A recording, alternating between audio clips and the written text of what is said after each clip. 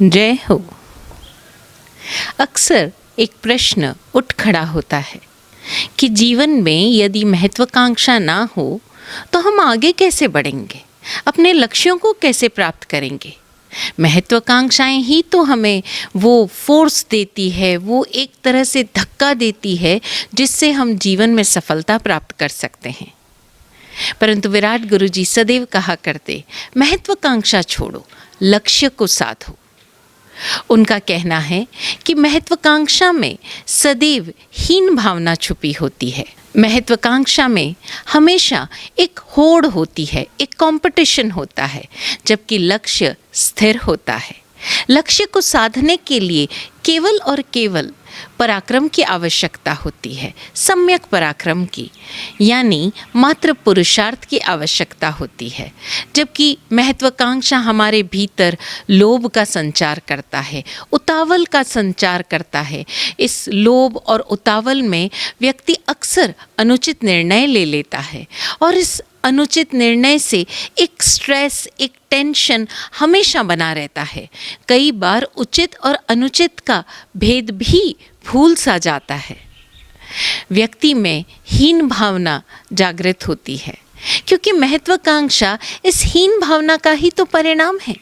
जो नहीं है उसे पाने की इच्छा करना, और इच्छाएं सदैव ही आदमी को भटकाती रहती है। इच्छाएं आदमी में उत्तेजना, अधैर्य, इम्पेशंस पैदा करती है, और इस इम्पेशंस के चलते हुए व्यक्ति कई बार ऐसे चुनाव कर लेता है जो उसे अपने लक्ष्य से दूर ले जाते हैं। शास्त्रकारों ने इसे ही आरंभ कहा है। आरंभ सदैव ही वैर विरोध पैदा करता है, दूसरों को पछाड़ने का भाव पैदा करता है। एक सफल व्यापारी कभी ये कामना नहीं करता कि किसी का माल ना बिके, सिर्फ मेरा माल बिके। वो तो ये कामना करता है, ये प्रयास करता है, ये पुरुषार्थ करता है कि जो मेरा प्रोडक्ट हो उसे मैं किस तरह से बेस्ट बनाऊं कि वो लोगों की सारी ज़रूरतों को पूरा करे, लोगों को वो प्रोडक्ट पसंद आए। उसके भीतर कभी किसी को पछाड़ने का या किसी का नुकसान करने का भाव नहीं होता। लेकिन अक्सर हम सब इस महत्वाकांक्षा के जाल में इस कदर उलझ जाते हैं कि हम भूल जाते हैं हमारा सारा पुरुषार्थ लक्ष्य को साधने की दिशा में होना चाहिए। लक्ष्य को जीना होगा हमें, बजाय इसके कि हम प्लानिंग्स करें, ऊट-पटांग तरीके से किसी भी तरह से वो कुछ हासिल करने का प्रयास करें जो ऑलरेडी दूसरों के पास है। हम अपनी जो दृष्टि है वो अपने लक्ष्य से हटाकर दूसरों के लक्ष्य पर टिका देते हैं, और यही हमसे सबसे बड़ी भूल हो जाती है। देखा जाए तो महत्वाकांक्षा हमारा अपना लक्ष्य नहीं है। हम दूसरों को देखकर प्रेरित होते हैं। प्रेरित की बजाय मैं कहूँगी हम प्रभावित होते हैं कि जो दूसरों के पास है मुझे उससे बेहतर मिले। हमारा पूरा की पूरा क्राइटेरिया अपना लक्ष्य भूलकर दूसरों ने जो पा लिया है उसे थोड़ा ज़्यादा प्राप्त करने का रहता है। और इसी पूरी उधेड़-बुन में, इसी पूरे चक्रव्यूह में हम ऐसा उलझ जाते हैं कि हमारी अपनी योग्यताओं को तो हम सुला देते हैं और हम दूसरों के जैसा बनने की कोशिश में पता नहीं क्या बन बैठते हैं। ऐसा नहीं है कि एक व्यक्ति जो लक्ष्य को साधने के लिए मात्र पुरुषार्थ करता है वो संघर्ष कर रहा है। अक्सर लोग कहते हैं हम महत्वाकांक्षी नहीं हैं, हमारी लाइफ तो एक स्ट्रगल है।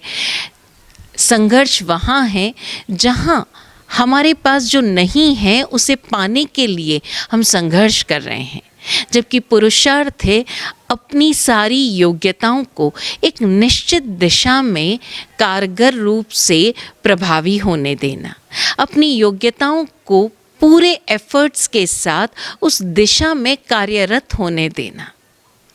और अगर पुरुषार्थ सही दिशा में हो, बिना किसी जद्दोजहद के हो, बिना किसी उठापटक के हो, तो लक्ष्य ज़्यादा दूर नहीं। एक सत्य घटना आप सभी के साथ बांटना चाहूँगी। एक शहर में एक माली रहता था। 45-50 साल की उम्र हो रही थी और वो पूरी निष्ठा से अपने उस माली कर्म में जुटा था। कोई बहुत ज़्यादा उसके पास पैसा नहीं था, लेकिन अपने परिवार का, अपने बच्चों का यथोचित पालन पोषण कर रहा था। एक साइकिल थी उसके पास, उस साइकिल पर घूम घूम कर वो लोगों के बगीचे सुंदर बनाता। नित नए पौधों की जानकारी रखना, कौन सी मौसम में कौन सा पौधा खिलेगा, कहाँ की मिट्टी कौन से पेड़ों के लिए सही होगी, उस पौधों को किस कॉम्बिनेशन में लगाया जाए ताकि वो जहाँ जिस बगीचे में लगा है उस बगीचे की शोभा भी निखर जाए और उन पौधों को एक दूसरे से सहयोग मिले। कौन से पौधा लगाने से वहाँ की भूमि ज़्यादा उपजाऊ हो सकती है, ये सारी जानकारी वो माली के पास थी।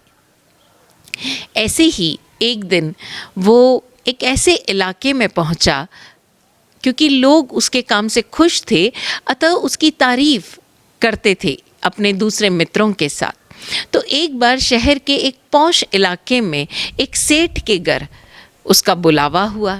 वो समय पर पहुंचा, साइकिल पर साफ सुथरा औजारों का थैला लिए और बिल्कुल एक कर्मठ योद्धा की भांति वो तैनात हुआ। सेठ उसे देखकर, उसकी पर्सनालिटी को देखकर, उसके व्यक्तित्व को देखकर बड़ा प्रभावित हुआ। वो नया नया उस इलाके में शिफ्ट हुआ था, तो उसने अपने जो बगीचे की भूमि थी वो पूरा बगीचा उस माली को सुपुर्द करते हुए कहा। उस माली का नाम था राम भाऊ। तो उसे भाऊ को सुपुर्द करते हुए कहा, राम भाऊ, अब ये तुम्हारा इलाका है, जो चमत्कार दिखा सकते हो दिखा दो। सेठ के ऐसे शब्दों से राम भाऊ बड़ा मोटिवेटेड हुआ, बहुत प्रेरित हुआ। उसने पूरी लगन के साथ उस बगीचे को ऐसा निखारा कि उसने मानो बगीचे की 15 दिन में काया पलट ही कर दी। सेठ ने पूछा भी कि भाई, काम शुरू करने से पहले कि भाई तुम इसकी पगार कितनी लोगे, पैसा कितना लोगे? राम भाऊ ने मुस्कुराते हुए कहा, जो आपकी इच्छा करे।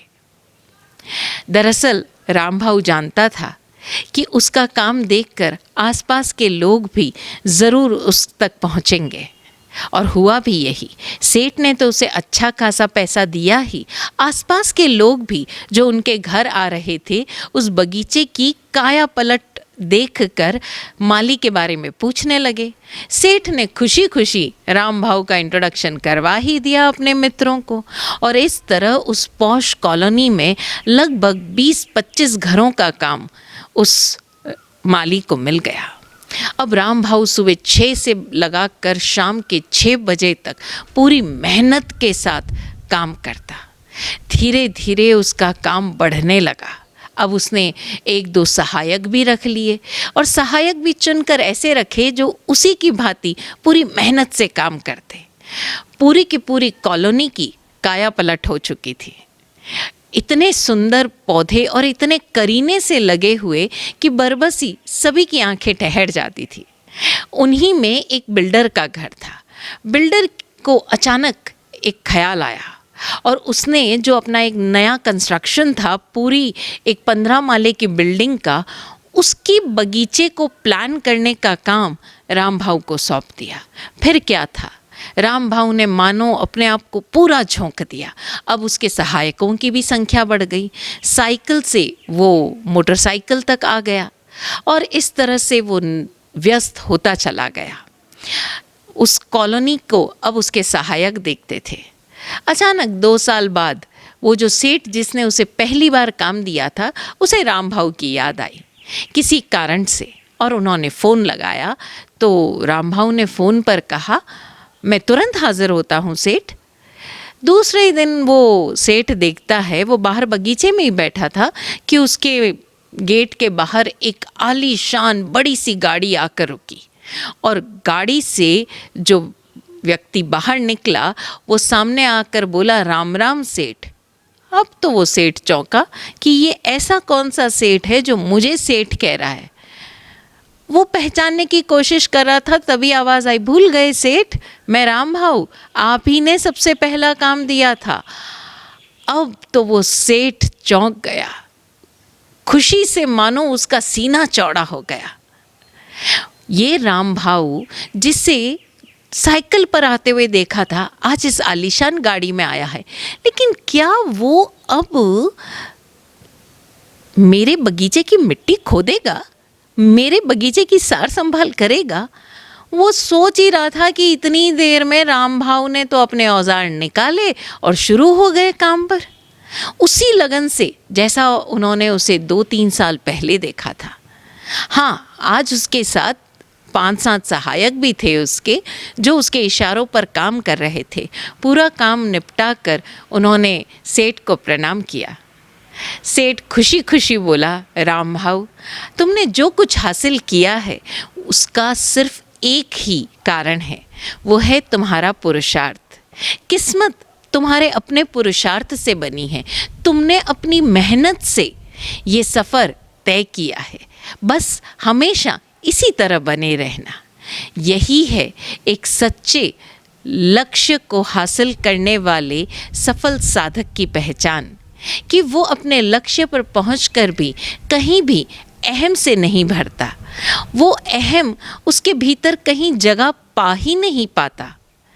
और जो महत्वाकांक्षी होता है उसके भीतर अहम सदैव विद्यमान रहता है। लक्ष्य प्राप्त करने के लिए महत्वाकांक्षा हो ना हो, मात्र पुरुषार्थ का होना आवश्यक है। ये पुरुषार्थ ही है जो व्यक्ति को सफल बनाने के लिए सबसे पहली और या कहें सिर्फ एकमात्र आवश्यकता है। इसलिए सदैव पुरुषार्थ की ओर ध्यान दें। प्रतिपल अपने आसपास मिलने वाले सहयोग की ओर हमारी नज़र रहे और उन सहयोगों के प्रति हम धन्यवादी बनते रहें। अगर कहीं कोई रुकावट या बाधा आती भी है तो उसे अपनी मार्ग में सहयोगी जानकर ही उन बाधाओं को पार करें।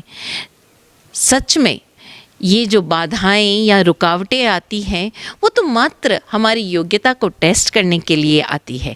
प्रकृति उन्हीं के मार्ग में रुकावटें और बाधाएं डालती है जिनके भीतर उन्हें पार करने की क्षमता होती है। ये तो मात्र एक प्रकार की परीक्षा है जो हमें और अधिक आगे बढ़ने के लिए प्रेरणा देती है। तो हम सभी सफल बने, अपने लक्ष्य प्राप्ति में जुटे रहें, लक्ष्य के लिए सम्यक पराक्रम करें, पुरुषार्थ करें और महत्वाकांक्षाओं को छोड़ें, क्योंकि महत्वाकांक्षा अपने आप में हीन भावना है। हम ना हीन बने, ना उच्चतर बने, ना इन्फीरियोरिटी कॉम्प्लेक्स में जिए, ना सुपीरियोरिटी में, मात्र स्वयं में जिए। ऐसा ही हो। ओम शांति।